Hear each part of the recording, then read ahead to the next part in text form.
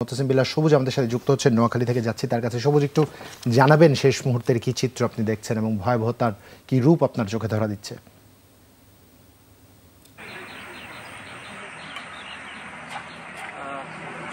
আমি এখন আছি নোয়াখালীর কালার এক্সপার্ট, জর্জ স্যাপ এবং মাইল্ড অন হ্যান্ডস টেকনোলজি সমৃদ্ধ অরিক্স ক্রিস্টাল ওয়াশ আপনার লন্ড্রি এক্সপার্ট। আমি এখন আছি নোয়াখালীর সবচেয়ে যে বন্যা কবলিত এলাকা, নোয়াখালীর বেগমগঞ্জ এলাকা। আর শুধু বেগমগঞ্জ না, নোয়াখালীর সদর, সেনবাগ, সুবর্ণ সহ নোয়াখালীর হাতি এবং সুবর্ণচর ছাড়া অন্য যে উপজেলাগুলো রয়েছে আসলে সবগুলো উপজেলাই জলমগ্ন হয়ে রয়েছে। এবং যে জেলার মূল প্রধান সড়ক, 4 লেন সড়কেও অনেক জায়গায় আসলে পানি উঠে গেছে। এছাড়া মূল সড়কের পাশে যতগুলো সড়ক রয়েছে, সাইড সড়ক রয়েছে, সবগুলো সড়কে কোথাও হাঁটু পরিমাণ পানি, কোথাও কোমর সমান পানি রয়েছে। এছাড়া মানুষের, আপনি বুঝতে পারছেন, যেখানে সড়কে হাঁটু বা কোমর সমান পানি, সেখানে মানুষের ঘর বাড়ি কি অবস্থা হতে পারে। আসলে এই পানিটা হঠাৎ করে গত পরশুদিন মাত্র 3 ঘন্টার মধ্যে 3 থেকে 4 ফুট উচ্চতা পানি চলে আসছে। সেই জন্য আসলে মানুষ যে নিরাপদ আশ্রয় যাবে সে সুযোগটি আসলে তারা পায়নি।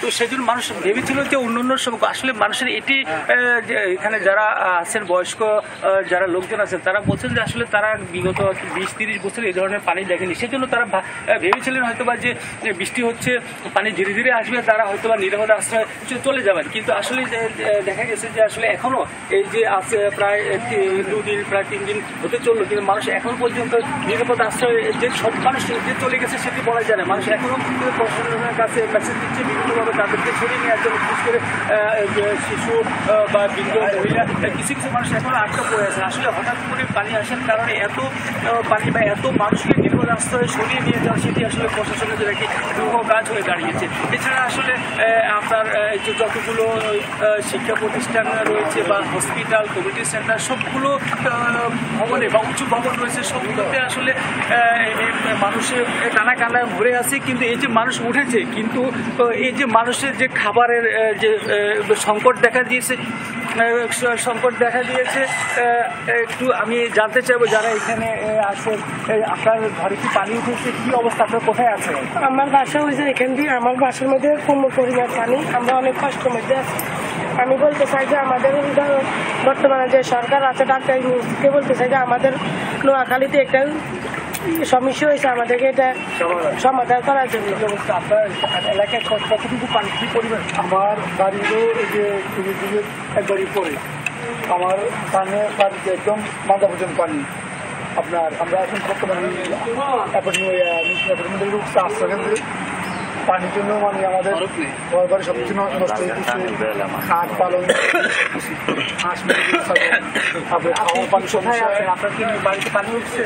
আমার বাড়িতে ঘরের ভিতরে এতটুকু পানি হয়ে গেছে, আশ্রয় কেন্দ্র আছে। খাবার পাচ্ছেন? খাবার নিজেরা পাকাতে পারলে খাইয়ে, নাহলে এমনি থাকে।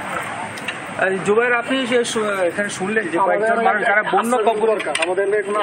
বন্যা কবলিত মানুষ রয়েছে, তারা আসলে পর্যাপ্ত আশ্রয় কেন্দ্রে পাচ্ছে সেটিও বলা যাচ্ছে না আসলে। এবং আপনি শুনলেন যে এখানে যে আশ্রয়, খাবার দরকার। এছাড়া আসলে চারদিকে পানি থাকার কারণে বা বিদ্যুৎ বিচ্ছিন্ন থাকার কারণে এখানে বিশুদ্ধ খাবার পানি এবং আসলে যে ডায়রিয়া, এই যে খারাপ পানি বা ময়লা পানির কারণে মানুষের যে খারাপ ডায়রিয়া বা চর্ম জাতীয় রোগের প্রকোপ দেখা দিয়েছে।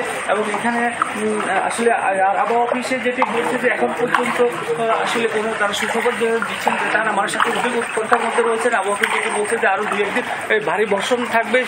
এবং আমি এখানকার মানুষ যেটি আসলে প্রত্যক্ষ করেছে যে আপনার গত বৃষ্টি যখন হয় তখন আসলে পানি বাড়ে। গতকাল সন্ধ্যা 6টা থেকে আজ ভোর 6টা পর্যন্ত আসলে বৃষ্টি হয়নি, সেই জন্য আসলে মানুষ পানি বাড়েনি, তবে পানি কমেছে, ধীর গতির পানি কমেছে।